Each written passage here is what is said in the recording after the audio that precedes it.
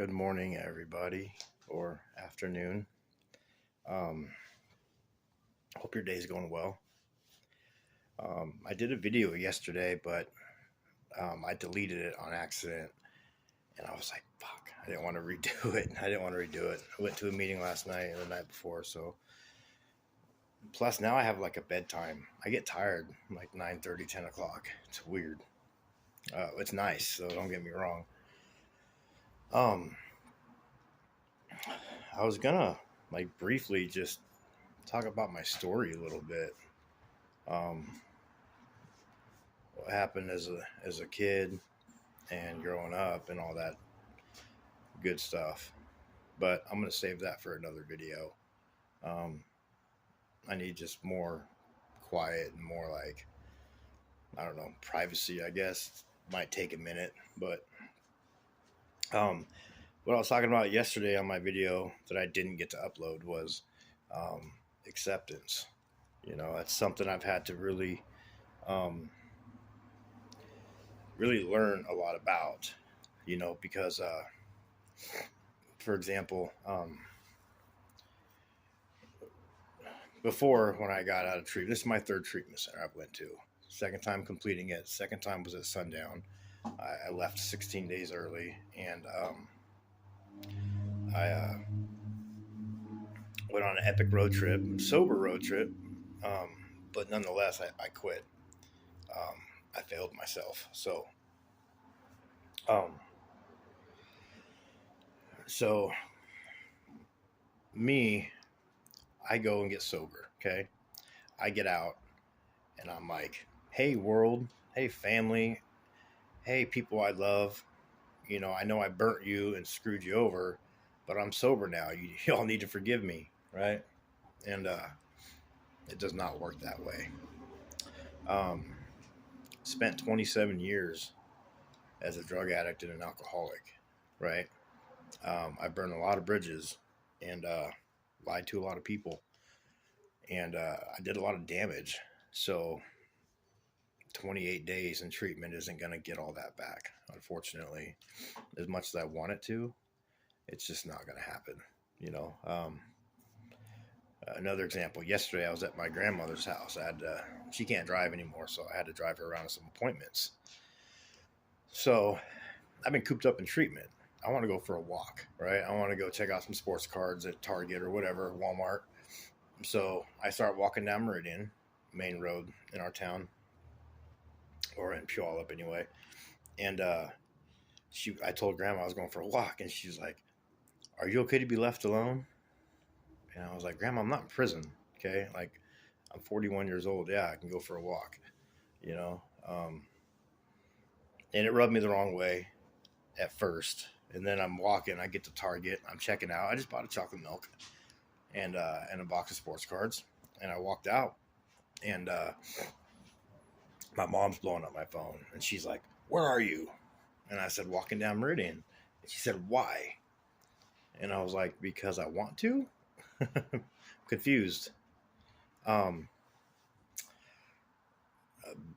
and she was just like, "Okay, we'll call Grandma. She's worried about you." I was gone like 20 minutes, 25 minutes up until that phone call. So total, maybe 40 minutes I was gone. And I was upset and irritated, and how dare they not trust me, and blah, blah, blah. And I had to realize and accept the fact that, man, I burnt these people. They don't trust me. And I get that. I totally get that. For one, I'm grateful to have family that cares enough about me to worry. That's the first thing. Second thing is I accept it's going to take some time. It's going to take a lot of time to heal the wounds I've caused in many, many people. My mom, my grandmother, my kids, uh, Sissel, my friends, uh, my landlord, everybody, my community. Um, it's just going to take time, man. And my actions will show that I'm truly sorry. Not my words, man. I've said sorry so many times, it's meaningless. It feels meaningless when I say it because I've said it so often, you know, but my ego wants to say, like, "Well, I said sorry. Why don't you accept that and move on?" And it's not how it works. Although, what I'm not going to do is beat myself up over things. I can't. It's counterproductive. Um, I accept the fact that I hurt people, and I accept the fact that I need to make amends for those people, and I need my actions to show that I'm truly, truly, truly sorry. And easier said than done, I guess sometimes. But um, first thing I had to do is I had to accept that I was powerless and my life was unmanageable. And boy, did it get that way quick. It's always been like that, though. Even when I thought I could control the drug use, my life was unmanageable. I had opportunities that I burnt.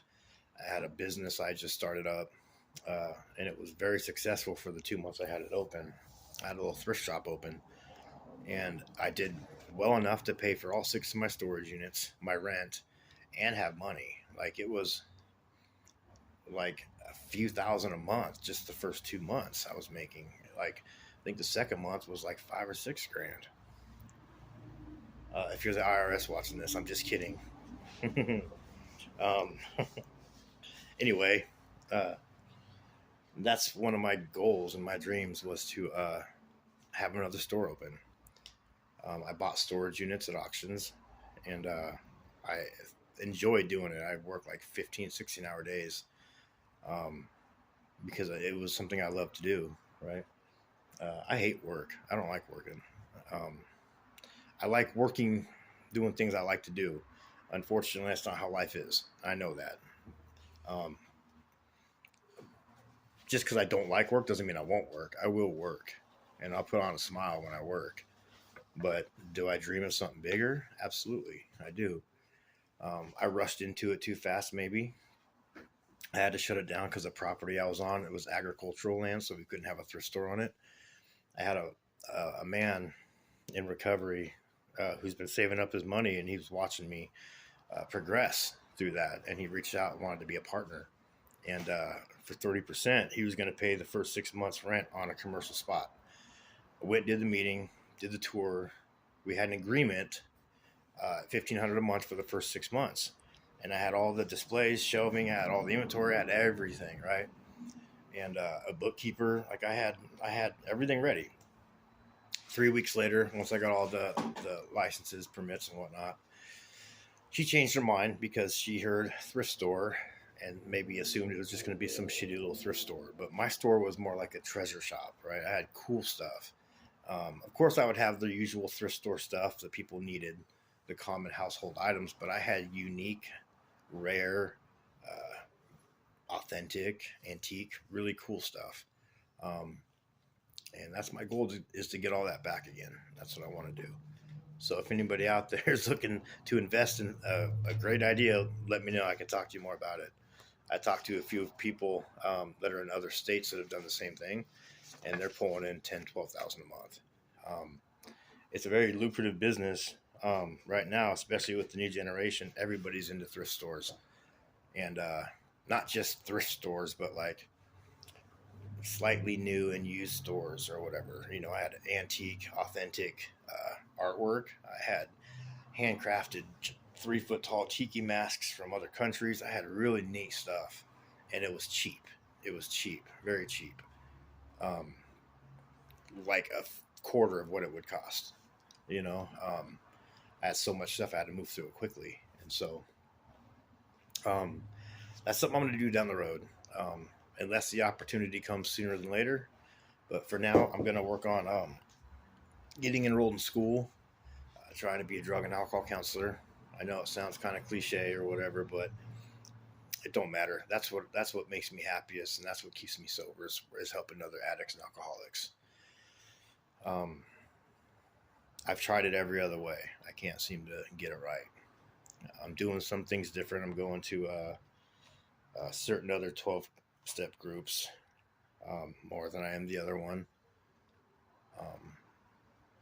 Moving to an Oxford house Monday actually, so just a couple days. I need that structure. I need other grown men to tell me what to do and how to live, right? Because I don't know how to do it. I don't even know how to talk to a girl sober. Um, I don't know how to do anything sober. Nothing except screw shit up. So I need to learn to live all over again. Uh, but it's such a neat process. I promise you that. It's so, my head today is at peace. I have worries like everybody else, but I can get through those worries in a weirdly calm way. It's not like when I was using, man, that daily grind of getting up and having to figure out how in the fuck am I going to get money without burning people. But if I had to burn you, you'd get burned, you know? And as much as I thought I had a moral compass, I didn't. I would sacrifice my dignity, my morals, everything just to get what I selfishly thought I needed. And man, I thought I could never live without that stuff. But look at me today. I'm living without that shit, and I'm living happily. And you could too. Um, I beg of you, if you're out there and you're using or you're in a dark place, um, reach out, man. Don't be silent. Don't suffer in silence, like a friend told me he does. Um, you're not alone. You may feel alone, um, but you're not alone. I promise you, you're not alone. I will do anything in my power to help you. You want to get into detox today? Let me know. I will do whatever I can to get you in. I'll make the calls for you if you don't have the energy or the power or the willingness to do it. I don't care what state you're in. I'll call. I'll figure it out, and we'll get you in. Okay, get you Ubered there if we have to. Like whatever it takes. Um, Even if it's just one person, man, then that's a win. You know. And life doesn't have to be how it is for you. It doesn't. And if you're anything like me, you'll come up with every excuse in the book. I can't go to treatment because of my dog, or because of my kid, or because I have this coming up, or I'm worried I won't have a place to live when I get out. They will help you in there with that. They help find you housing. And there's programs out there that will help you. You just have to be sober. That's the only requirement, really. And man, I'm 37 days sober today. And you can call it a pink cloud, you can call it whatever you want, but I'll ride this pink cloud as long as I can. And like somebody used to tell me that if it goes away, just go back to doing what I was doing before it went away, right? Meetings is a huge thing. If 12-step programs are your thing, do it. Even if it's not your thing, I challenge you to try it. What do you got to lose, man? It's free. If anything, you get free coffee, you get hugs all day, and you get to meet some great people that know exactly what you're going through, whether they have 10 years or 30 days. There's people in there you can click with. I've been going to one, a different one I usually go to, and I feel completely uncomfortable and awkward. I don't know anybody there. um, I start sweating. I'm scared to say anything, but I'm there. I plant my ass in those seats because I know somebody in that room knows what I'm going through and can help me and sponsor me and all that stuff. Because I need to get a sponsor still. Um, but I've seen the miracles of those programs working in so many people's lives, including my own when I was taking this seriously. But see, my problem is I get everything back that I've lost, and then I kind of say like, "Thank you, God. I'll take it from here," and I try to take back control of my life. When you're trying to control everything in your life, do you not notice how things just fall apart for us addicts? Um, Seriously, like we don't have control. We like to think we do, but we don't. And as soon as you give up that control and you admit that, shit, man, I'm powerless. Like I can't manage my life right now. I'm done. Um, then you're at that point. See, I don't think I really ever hit rock bottom because once I did hit bottom, I just kept digging deeper. I had me a pitchfork and shovel, just going deeper and deeper. Um, and if you're going to sleep tonight in a tent or in a home without power that you're about to lose and you're an addict, do something before it's too late. Please, I'm begging you. You won't regret it. You will regret it for the first week. I promise you that. It's not going to be all sunshine and rainbows, okay? It's not. It's going to be ugly. It's going to be painful. You're going to cry your face off. may even shit your pants, whatever, like whatever, but it's worth it. And if you go to a medical detox, um, they will help you. They'll give you medication to help you with the withdrawals. It really wasn't that bad. The first week in treatment was a bit hectic because there's so many people there and they're all trying to be nice to you, and you're still coming off fentanyl, and you're like, oh, calm down, and putting on that fake smile. But after a week, that fog cleared, and things started making sense. I could smell the grass, I could smell the air. Um, I can feel sensations all in my body, and my legs are coming back to normal. I have calf muscles again. My legs aren't leaking out pus. Um, I'm not at risk of losing my legs anymore. So things are just really good today. And I want to thank all you guys for your support, man. It's been tremendous. I'm almost at 1,000 subscribers. And I also want to invite you to please, if you're feeling charitable or like doing things like this, my daughter's baby registry, I'm going to put in the comments. If you want to help her out, that would be great. She's asked if I could share it with everybody because they don't. He's military, but he's still kind of new military. They don't make a whole lot of money. And she's pregnant. She's due in March. Um, so if you can help, that would be amazing. I know she would really appreciate it. I would really appreciate it because I wish I could just buy everything for her, but I can't. So if you can help, that would be amazing.